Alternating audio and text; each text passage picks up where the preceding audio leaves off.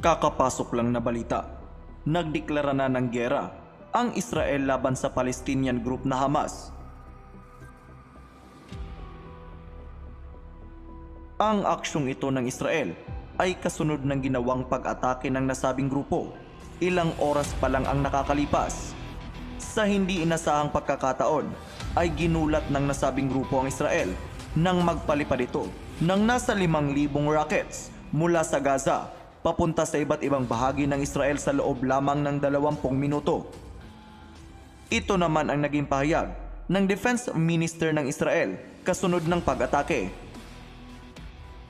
Hamas made a grave mistake this morning. It opened a war against the state of Israel. Israel Defense Forces soldiers are fighting the enemy in all infiltration points. I call civilians to abide instructions and follow them to the letter. The state of Israel will win this war. Sa ngayon ay umabot na sa 22 Israeli civilian ang namatay habang nasa 545 naman na civilian ang nasugatan.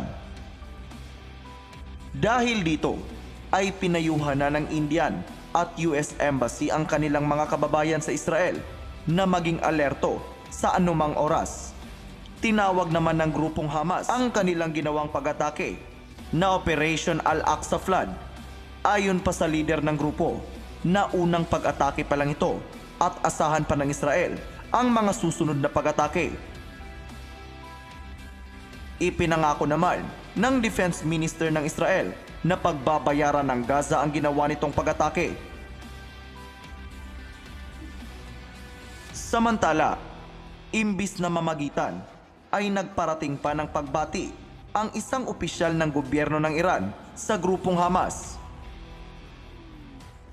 Ayon dito, ay binabati nila ang Palestinian soldier dahil sa matagumpay na pinakamalaking pag-atake nito laban sa Israel.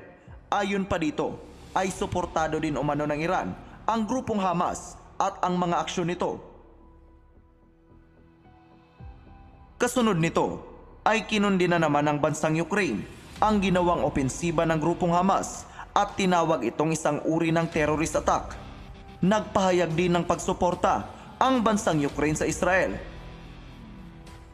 Sa ngayon ay umaalingaw-ngaw na ang putukan sa pagitan ng Israeli soldier at ilang mga miyembro ng Palestinian group sa southern part ng Israel. Ikaw, ano ang masasabi mo sa balitang ito?